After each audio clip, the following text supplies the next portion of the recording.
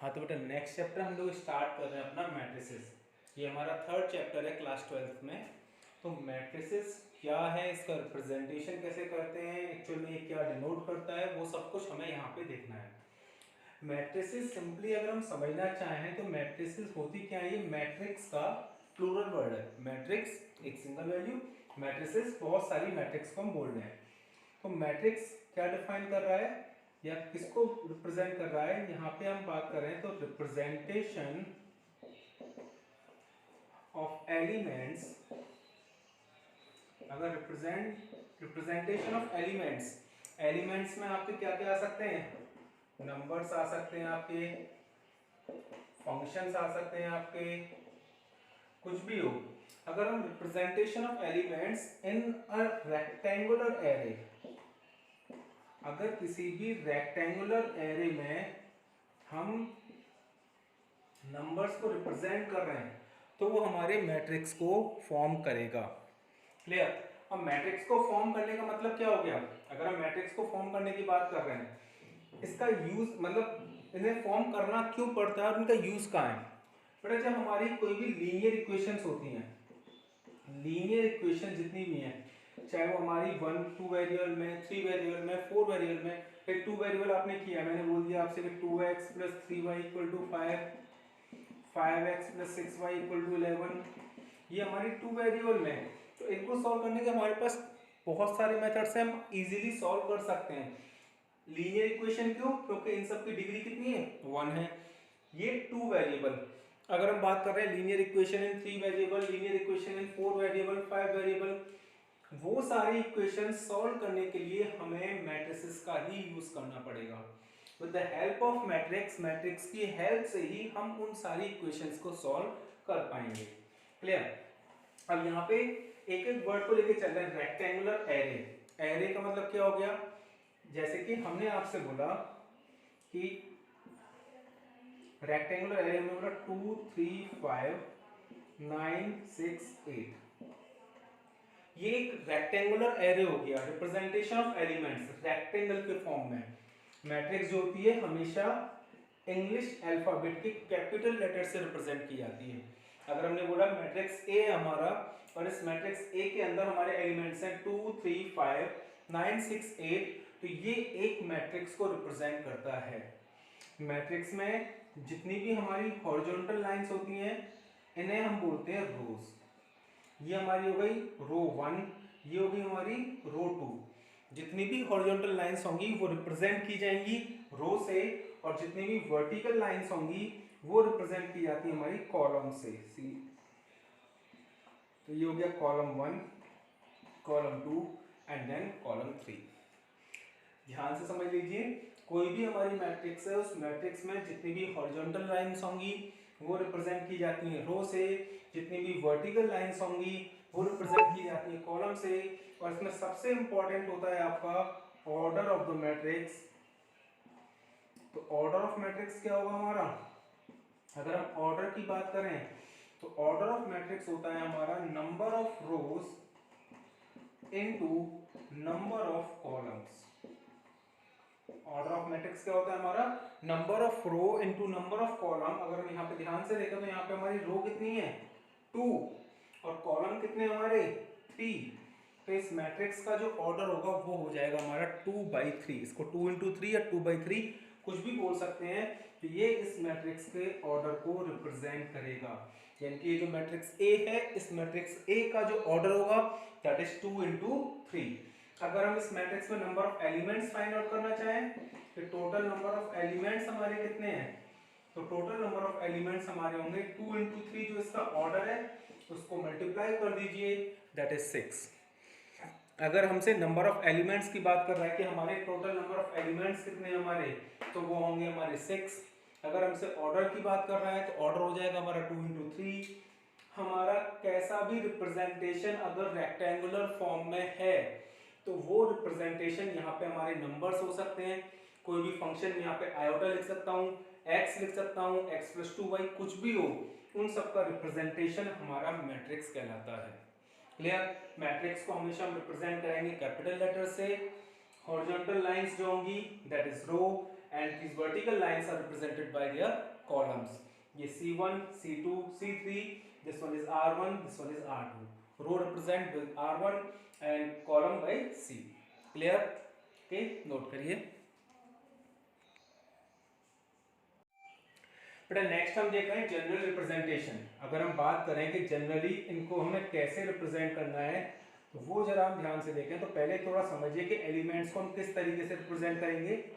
General representation में अगर हमने आपसे बोला कि there will be a matrix A, एक हमारी मैट्रिक्स है, उस मैट्रिक्स का ऑर्डर है हमारा सपोज करिए 3 into 3. अगर हमारी एक मैट्रिक्स है ए जिसका ऑर्डर है 3 into 3, तो इसके जो एलिमेंट्स होंगे उन एलिमेंट्स को रिप्रेजेंट करने का तरीका होता है this one is A11. 3 into 3 क्या रिप्रेजेंट कर रहा है कि इस मैट्रिक्स में 3 रोज होंगी और 3 ही कॉलम्स होंगे. तो हम बोल रहे हैं कि पहला वाला एलिमेंट अगर हमारा A11 है, सेकंड वाला एलिमेंट हमारा A12 है, थर्ड वाला एलिमेंट A13. क्लियर? फिर सेकंड रो का आएगा तो A21, A22, A23. Next A31, A32, A33. इस तरीके से एलिमेंट्स को हम रिप्रेजेंट करेंगे. यानी कि अगर हम बात कर रहे हैं A13, तो हमें A13 से ही पता चल जाएगा A13 हमारा एलिमेंट है फर्स्ट रो और थर्ड कॉलम का. A13 हमारा कौन सा एलिमेंट है? फर्स्ट रो और थर्ड कॉलम का. यानी कि हमारी फर्स्ट रो है, first row, first second third, जो हमारी फर्स्ट रो और third column, first column second column third column, तो थर्ड कॉलम. तो हमारा A13 जो एलिमेंट हो जाएगा वो क्या हो जाएगा हमारा first row and third column का. इस तरीके से अगर हम बात कर रहे हैं कि A21 हमारा एलिमेंट क्या होगा, तो A21 एलिमेंट क्या हो गया? Second row and first column. तो second row and first column, ये A21 हमारा एलिमेंट कैलकुलेट होके आ जाएगा. यानी कि अगर इसको हम जनरल में रिप्रेजेंट करके बताएं आपको AIJ, हमने बोला कि किसी भी एलिमेंट को हम रिप्रेजेंट कर रहे हैं AIJ से, तो I रिप्रेजेंट करता है इसकी ith रो को और J रिप्रेजेंट करता है इसके jth कॉलम को. हम एग्जांपल लें, हमने बोला B is a matrix in विच 2 3 5 -2 4 1, और हम आपसे पूछ रहे हैं कि बताइए इसका A22 क्या होगा. इस पर्टिकुलर मैट्रिक्स में A22 क्या होगा? A22 का मतलब क्या हो गया? इस मैट्रिक्स में सेकंड रो और सेकंड कॉलम का एलिमेंट क्या है? तो ये फर्स्ट रो, सेकंड रो, और सेकंड रो में सेकंड कॉलम. A22 की वैल्यू कितनी आ जाएगी हमारी? 4. तो अगर कोई भी हमें मैट्रिक्स गिवन है, उस मैट्रिक्स में हमें पर्टिकुलर कोई भी एलिमेंट चेक करना है, तो व्हाट इज दिस एलिमेंट, ये एलिमेंट है कौन सा, तो उस एलिमेंट के लिए फर्स्ट वाली वैल्यू बताएगी उसकी रो को और सेकंड वाली वैल्यू बताएगी उसके कॉलम को. A22 की वैल्यू 4. हम आपसे पूछ रहे हैं A13 की वैल्यू क्या होगी? A13 क्या होगा? First row and third column. तो फर्स्ट रो क्या है हमारी? ये वाली, इसमें थर्ड कॉलम, तो एलिमेंट क्या हो जाएगा हमारा? 5. इस तरीके से हम क्या कर सकते हैं, किसी भी पर्टिकुलर एलिमेंट को फाइंड आउट कर सकते हैं. ये हमारा रिप्रेजेंटेशन हो गया. इस रिप्रेजेंटेशन में फर्स्ट बताता है हमारा, यानी कि फर्स्ट नंबर होता है that is row, second is column. Clear? Note कर लीजिए. बेटा नेक्स्ट टॉपिक आता है हमारा टाइप्स ऑफ मैट्रिक्स. यानी कि मैट्रिक्स को किस किस तरीके से डिफाइन किया जा सकता है, कैसे कैसे उसको कैटेगराइज किया गया है. तो नंबर 1 पे आती है हमारी रो मैट्रिक्स. सबसे पहले नंबर पे क्या आती है हमारी? Row matrix. तो row matrix is a matrix in which there will be only one row. यानी कि रो मैट्रिक्स में हमारी केवल एक ही रो होगी. जैसे मैंने एग्जांपल लिया A1 -4 2, ये एक मैट्रिक्स है हमारी. अगर इस मैट्रिक्स को देखें तो इस मैट्रिक्स में रो कितनी है आपकी? 1, और कॉलम कितने? 1 2 3. यानी कि रो हमारी एक ही होनी चाहिए, कॉलम कितने भी हों, वो मैट्रिक्स हमारी कहलाई जाएगी रो मैट्रिक्स. इसका अगर हम ऑर्डर लिखें तो रो तो है हमारी 1 और कॉलम कितने हैं? 3. तो क्या हो जाएगा? 1 into 3. क्लियर? अगर हमें इसको थ्योरेटिकली समझाना है तो हम क्या बोलेंगे? इन अ मैट्रिक्स AIJ, अगर हम बोल रहे हैं कि हमारी एक मैट्रिक्स है A, उस मैट्रिक्स A के अंदर एलिमेंट्स हैं हमारे AIJ वेयर I = 1, जहां पे I की वैल्यू क्या हो जाए? 1 हो जाए. यानी कि ऐसी मैट्रिक्स जिसमें रो कितनी हो हमारी 1 हो, जे कुछ भी हो सकता है, वो मैट्रिक्स हमारी काउंट होंगी रो मैट्रिक्स में। ओके, सेकंड आएगा हमारा कॉलम मैट्रिक्स। तो रो मैट्रिक्स से आपको कॉलम मैट्रिक्स का भी आइडिया लग गया होगा। तो एक ऐसी मैट्रिक्स जिसमें केवल एक ही कॉलम हो। हम एग्जांपल में हमने बोला कोई भी मैट्रिक्स भी है दैट इज 2 4 -3, ऐसी मैट्रिक्स जिसमें कॉलम एक ही हो, रो कितनी भी हो सकती हैं। तो इसी का अगर हम ऑर्डर लिखें तो क्या हो गया 3 into 1, या इसको रिप्रेजेंट करें हम तो एक हमारी मैट्रिक्स बी जिसके अंदर एलिमेंट्स हैं हमारे B I J, okay, where J is equal to 1। ठीक है, यहाँ पे जे की वैल्यू यानी कि जो कॉलम है हमारे, तो कॉलम हमारा केवल एक ही होगा, रो हमारे कितने भी हो सकते हैं। तो ये हो जाएगा हमारा एग्जांपल कॉलम मैट्रिक्स का। क्लियर। नंबर थर्ड आएगी हमारी स्क्वायर मैट्रिक्स। थर्ड क्या है हमारी स्क्वायर मैट्रिक्स। अब बेटा नाम से पता चल रहा है आपको square matrix. Square matrix is a matrix in which number of rows and number of columns both are same. एक ऐसी मैट्रिक्स जिसमें number of row and number of column हमारे इक्वल हों। एग्जांपल लिया हमने मैट्रिक्स ए 2 -3 4 1। रो कितनी है हमारी 1 2, कॉलम कितने 2, यानी ऑर्डर कितना हो गया 2 into 2। एग्जांपल लेते हैं हम बी 4 -1 3 2 2 4 1 -8 -6। कोई भी एग्जांपल ले रहे हैं, ऑर्डर कितना हो जाएगा 3 into 3। यानी कि ऐसी मैट्रिक्स जिसमें number of row and number of column दोनों हमारे इक्वल आए, यानी कि A is a matrix represented by Aij in which I equal to J, जिसमें I की वैल्यू किसके इक्वल हो J के इक्वल हो, तो वो सारी मैट्रिक्स हमारी क्या कहलाई जाएंगी square matrix. Clear. Next fourth आती है हमारी डायगोनल मैट्रिक्स। फोर्थ क्या आती है हमारी डायगोनल मैट्रिक्स। अब ये जितनी मैट्रिक्स हैं, अब मैं स्क्वायर मैट्रिक्स के बाद जितनी मैट्रिक्स को डिफाइन करूंगा वो सारी की सारी हमारी स्क्वायर मैट्रिक्स के ही टाइप में आएंगी।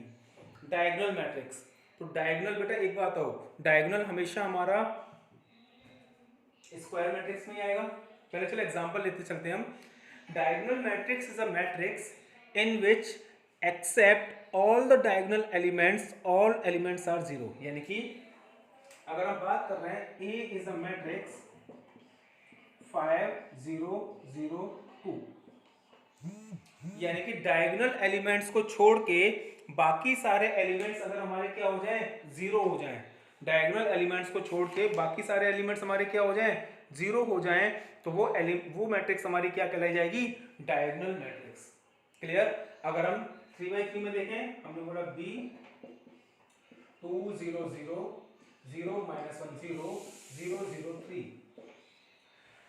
This is again the example of diagonal matrix. But diagonal matrix के लिए एक बात हमेशा याद रखना कि डायगोनल मैट्रिक्स जो होगी वो एक स्क्वायर मैट्रिक्स होगी। बिकॉज अगर स्क्वायर मैट्रिक्स नहीं होगी तो उसमें हम क्या डायगोनल फाइंड आउट कर ही नहीं सकते। तो diagonal matrix is a square matrix in which all the non diagonal elements are zero, जिसमें सारे के सारे नॉन डायगोनल एलिमेंट्स की वैल्यू क्या होगी जीरो होगी, वो हमारी क्या हो जाएगी एक डायगोनल मैट्रिक्स। ये हमारे डायगोनल एलिमेंट्स होते हैं, ये हमारे डायगोनल एलिमेंट्स हैं, इन्हीं को हम प्रिंसिपल डायगोनल एलिमेंट्स भी कहते हैं। तो डायगोनल एलिमेंट्स के अलावा बाकी सारे एलिमेंट्स अगर हमारे जीरो हो जाएं तो वो हमारी डायगोनल मैट्रिक्स होती है। क्लियर। अब डायगोनल मैट्रिक्स को स्क्वायर मैट्रिक्स होना कंपलसरी है, बिकॉज अगर स्क्वायर मैट्रिक्स नहीं होगी, अगर हम इसकी बात करें ये एग्जांपल में, तो इसमें क्या डायगोनल बन जाएगा नहीं बनेगा। So diagonal matrix is a square matrix in which all the non diagonal elements are zero.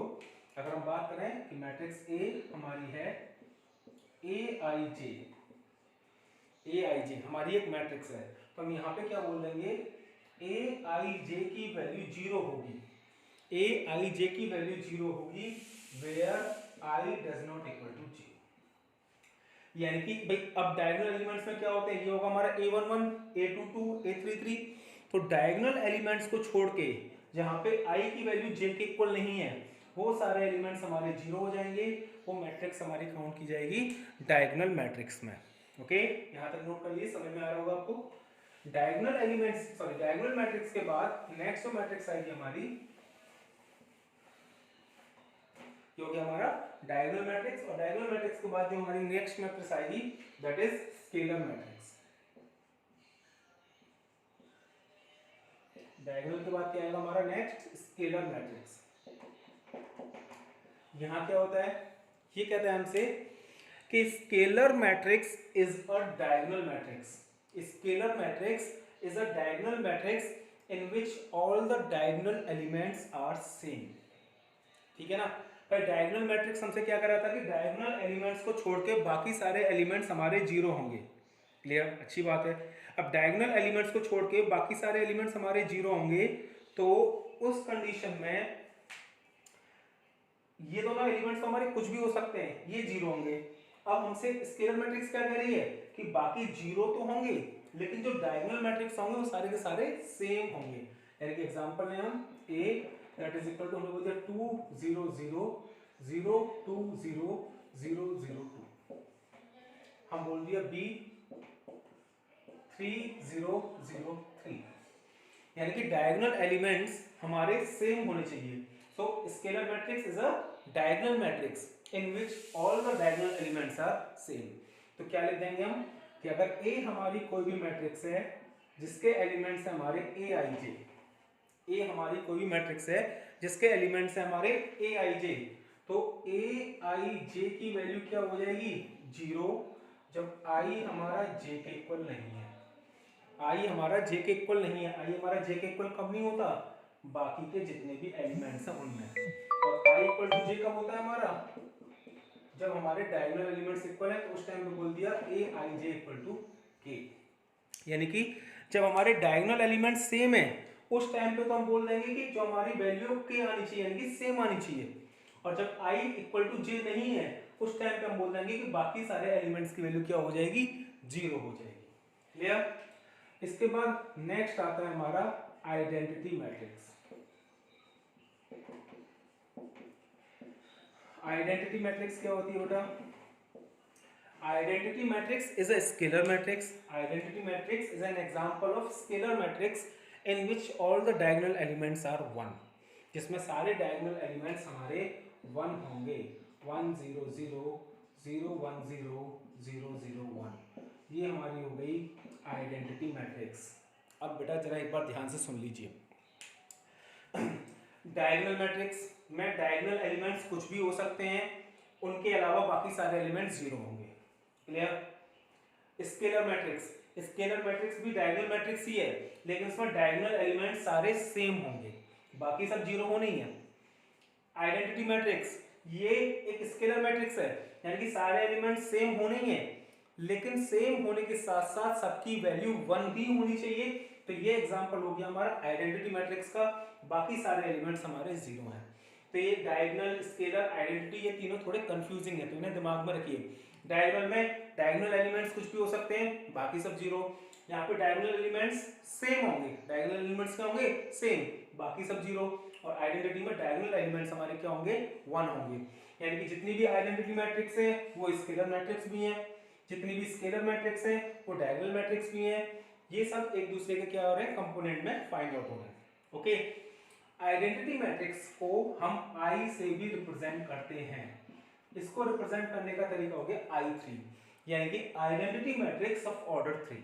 Identity matrix of order 3, भाई ये 3x3 की मैट्रिक्स है हमारी और आइडेंटिटी मैट्रिक्स है। अगर हम I2 की बात करें कि व्हाट इज I2, I2 हो जाएगा हमारा 1 0 0 1, ये हो गया हमारा I2। क्लियर, यहां तक क्लियर हुआ आइडेंटिटी मैट्रिक्स तक, नोट कर लीजिए बेटा। इससे नेक्स्ट आ रहा है हमारा अपर ट्रायंगुलर और लोअर ट्रायंगुलर। नेक्स्ट आएगा बेटा हमारा अपर ट्रायंगुलर मैट्रिक्स। अब इनके नाम से थोड़ा कंफ्यूज मत होना। सबसे पहले तो ये समझ लो कि जितनी भी हम मैट्रिक्स की हम बात कर रहे हो सारी की सारी हमारी स्क्वायर मैट्रिक्स होंगी। स्क्वायर मैट्रिक्स होंगी, तो अगर हम बात कर रहे हैं अपर ट्रायंगुलर मैट्रिक्स की, तो अपर ट्रायंगुलर मैट्रिक्स हमसे कह रही है कि जितने भी हमारे डायगोनल एलिमेंट्स हैं 2 3 5, ओके, उन डायगोनल एलिमेंट्स से नीचे वाले सारे एलिमेंट्स हमारे जीरो होंगे। बात समझ में आ रही नहीं आ रही? जब हम बात कर रहे हैं कि अपर ट्रायंगुलर मैट्रिक्स की, तो अपर ट्रायंगुलर मैट्रिक्स में जितने भी हमारे डायगोनल एलिमेंट्स हैं उनसे नीचे वाले एलिमेंट्स हमारे जीरो होंगे। क्लियर? और नेक्स्ट आती है इसी में हमारी लोअर ट्रायंगुलर मैट्रिक्स। तो लोअर ट्रायंगुलर मैट्रिक्स में क्या होगा हमारा कि जो भी हमारी, सपोज करो वही हमने एलिमेंट ले लिया 2 3 5, और जितने भी हमारे डायगोनल एलिमेंट्स हैं इनसे अपर वाले जितने भी एलिमेंट्स हैं वो हमारे जीरो होंगे। ये मत सोचना टीचर पागल हो गया उल्टा बोल रहा है, सही बता रहा हूं मैं। हमारा जितना भी डायगोनल मैट्रिक्स है, सॉरी अपर ट्रायंगुलर मैट्रिक्स है, उसमें जितने भी डायगोनल एलिमेंट्स हैं उनसे नीचे वाले एलिमेंट्स हमारे जीरो होंगे, और लोअर ट्रायंगुलर मैट्रिक्स में जो हमारे डायगोनल एलिमेंट्स हैं उनसे ऊपर वाले एलिमेंट्स हमारे जीरो होंगे। क्लियर?